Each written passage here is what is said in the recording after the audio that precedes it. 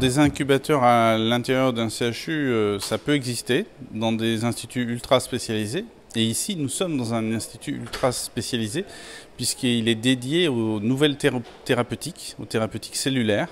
Donc c'est la médecine de demain qui s'invente ici, qui s'invente avec des chercheurs, qui s'invente avec des cliniciens, qui s'invente avec des enseignants et qui s'invente avec des entreprises. Et c'est bien l'objectif avec l'incubateur Cyborg d'accueillir des entreprises. Et notre plaisir, c'est d'avoir 8 entreprises, elles sont toutes là. Et donc notre incubateur Cyborg est déjà plein. Donc l'intérêt, c'est qu'on crée un environnement très favorable à l'innovation et à la recherche. On est ensuite au sein d'une structure hospitalière, donc on a accès sur des échantillons de patients ou même à de la recherche clinique, de l'évaluation médicale. Donc ça, c'est très intéressant pour des startups qui sont quand même dans le domaine de la santé. Je suis un préfet heureux, oui. Oui, absolument, puisque ce projet faisait partie des 6 projets d'investissement illustrant l'excellence montpelliéraine en matière de santé que nous avions sélectionné dans le cadre d'un pacte État-Métropole conclu en janvier 2017.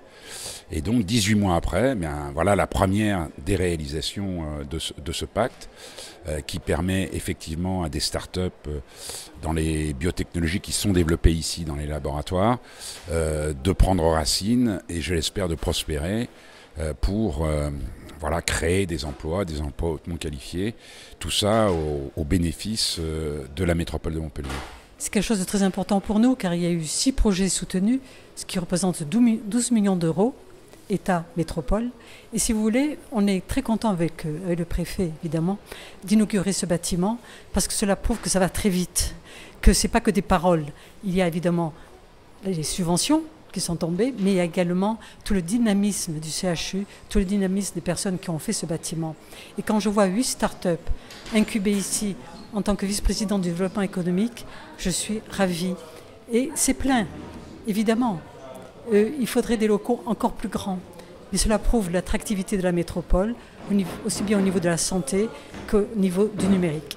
Aujourd'hui, là où nous sommes en ce moment, il y a 180 personnes qui travaillent dans cet institut de médecine régénérative.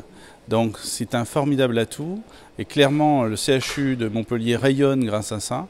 Le CHU de Montpellier, c'est le 6e CHU en matière de recherche, mais lorsqu'on regarde professeur par professeur, praticien par praticien, c'est le premier CHU en termes de publication par professeur, par praticien.